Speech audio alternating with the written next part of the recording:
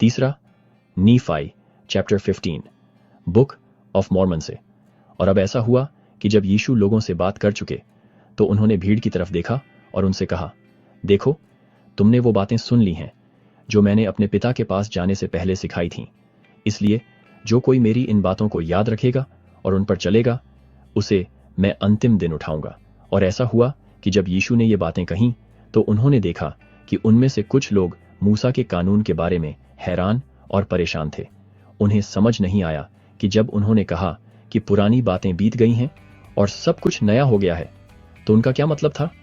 और उसने उनसे कहा, अचंभा मत करो कि मैंने तुमसे कहा कि पुरानी बातें बीत गई हैं और सब कुछ नया हो गया है। देखो, मैं तुमसे कहता हूं कि मूसा को जो व्यवस्था दी गई थी वह पूरी हो गई है। देखो, मैं ही वह हूं जिसने व्यवस्था दी थी और मैं ही वह हूं जिसने अपने लोगों इज़राइल के साथ वाचा की थी। इसलिए मुझ में व्यवस्था पूरी हो गई है, क्योंकि मैं व्यवस्था को पूरा करने आया हूं, इसलिए इसका अंत हो गया है।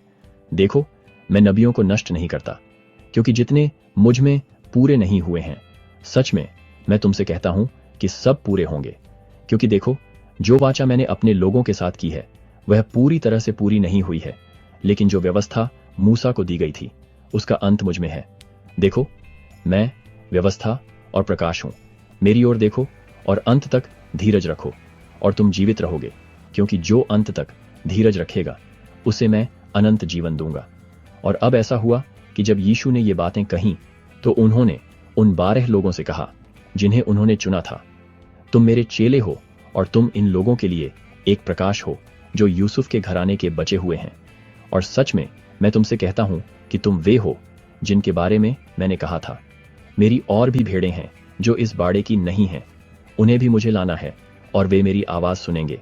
और एक ही बाड़ा और एक ही चरवाहा होगा।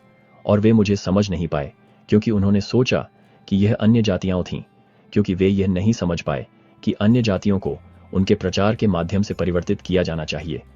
लेकिन देखो, तुम दोनों ने मेरी आवाज सुनी है और मुझे देखा है, और तुम मेरी भेड़ें हो और तुम उन लोगों में गिने जाते हो जिन्हें पिता ने मुझे दिया है।